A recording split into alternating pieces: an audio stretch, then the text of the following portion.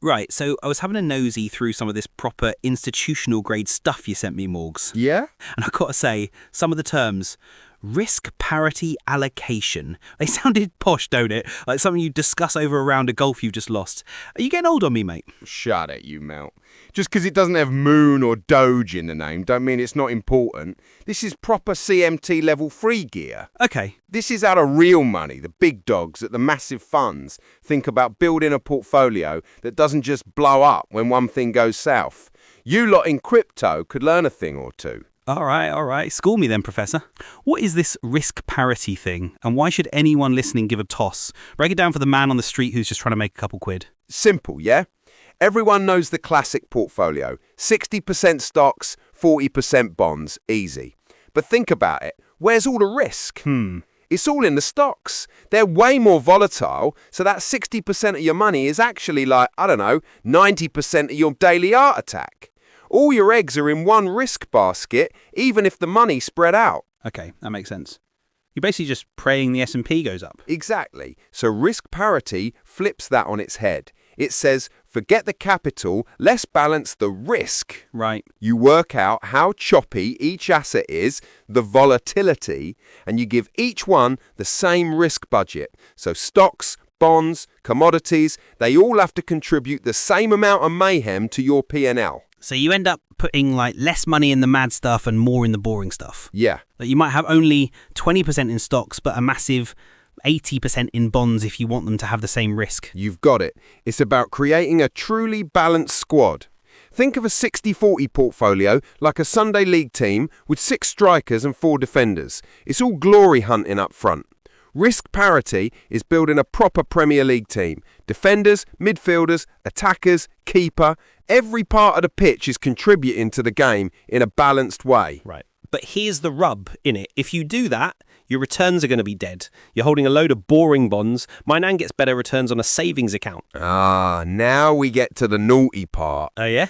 This is the secret sauce. Ooh. Once you've built this super stable, diversified, low-risk portfolio, you lever it up to the moon. I knew it. I knew there was some degen behavior hiding in there. So you TradFi boys are just like us. You just wear suits while you do it. It's calculated degeneracy, mate. Instead of just YOLOing into one thing with leverage, you're applying it to a whole balanced machine. Okay. And you don't just ring up the bank for a loan. The pros use futures contracts. They're super liquid, the leverage is basically free, and there's no counterparty risk.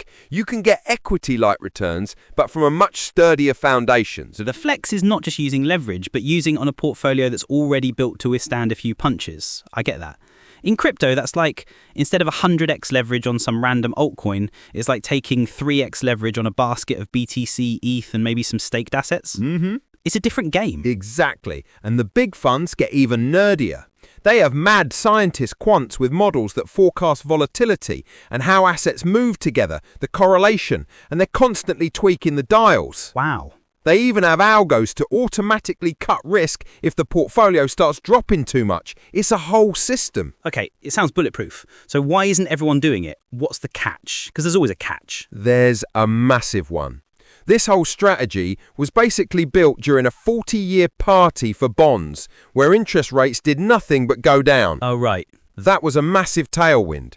Risk parity's kryptonite is rising interest rates. Because you're holding so many bonds and often levered, when rates go up sharply, you get your face ripped off. Give me an example. When did these geniuses get humbled? The taper tantrum in 2013.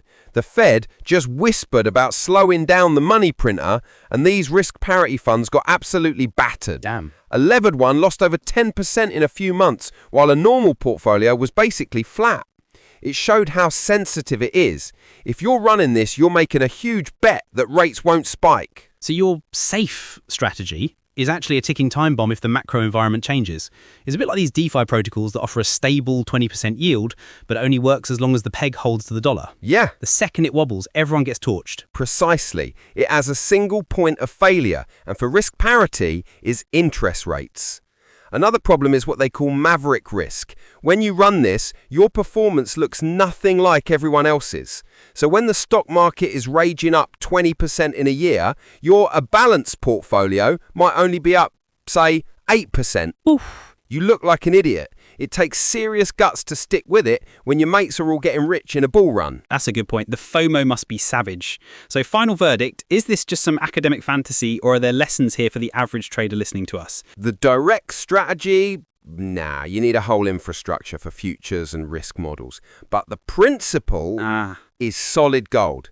The main lesson is stop thinking about how much money you have in a position and start thinking about how much risk it's adding to your book. Right. Balance your risks. Don't let one trade or one coin be the thing that can wipe you out, no matter how much you believe in it. Word. Don't be the guy who's 90% in some meme coin just because you put 10% of your cash in it. The risk is what matters. Solid advice, Morgs. For an old man, you're all right. Piss off. Right, that's us for today. Proper deep dive that.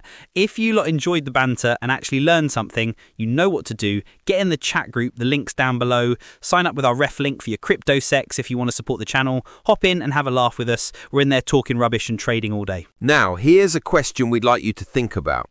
Knowing that risk parity gets crushed by rising rates, but protects you in an equity crash, which risk are you more worried about for the next 5 years? And how would that change the way you build your own portfolio? Heavy one to end on. Go think on that. Catch you in the next one. Peace.